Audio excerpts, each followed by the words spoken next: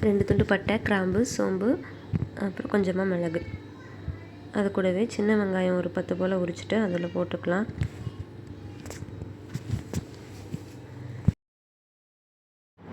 இப்போது 2 வெங்காயம், 2 தக்காளி, கொஞ்சமாக இஞ்சி பூண்டு நறுக்கி வச்சுக்கலாம். நம்ம அரைக்க போகிற பேஸ்ட்டோடையே இந்த தக்காளியையும் கொஞ்சம் போட்டு அதோட அரைச்சிக்கலாம்.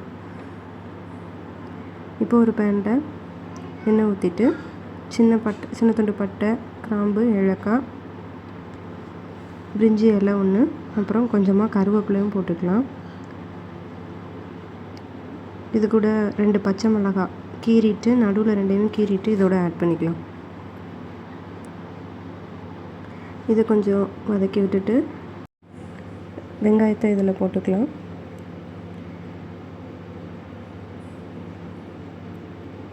அதை நல்லா வதக்கி விட்டு அது ப்ரௌன் ஆனதுமே தக்காளியும் போட்டுக்கலாம்.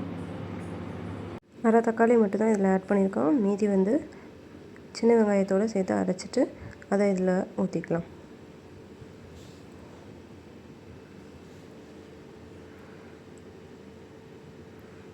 இப்போ இதை நல்லா கிளறி விட்டுட்டு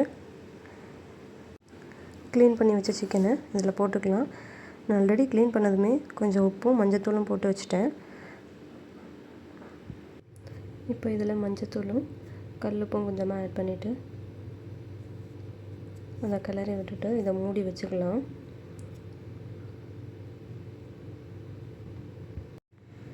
இப்போ சிக்கன் நல்லா ஹாஃப் குக் ஆகிடுச்சு. இப்போ இதில் வத்தப்பொடியை போட்டுக்கலாம். 1 ஸ்பூன் போதும். காரம் அதிகமாக வேணுங்கிறவங்க 1.5 ஸ்பூன் யூஸ் பண்ணிக்கலாம். 2 ஸ்பூன் மல்லிப்பொடி,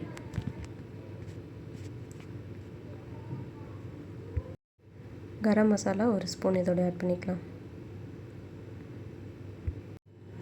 மறுபடியும் இதை கிளறி விட்டுட்டு இதை மூடி போட்டு வச்சுக்கலாம்.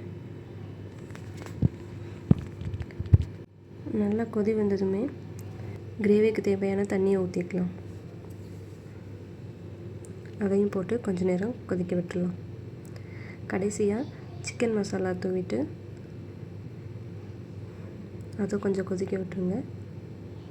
கிரேவி கொஞ்சம் தண்ணியாக இருக்கிற மாதிரி இருக்கிறதுனால நான் கொஞ்சம் 4 முந்திரி ஊற போட்டு அதை அரைச்சி இதில் ஊற்றியிருக்கேன்.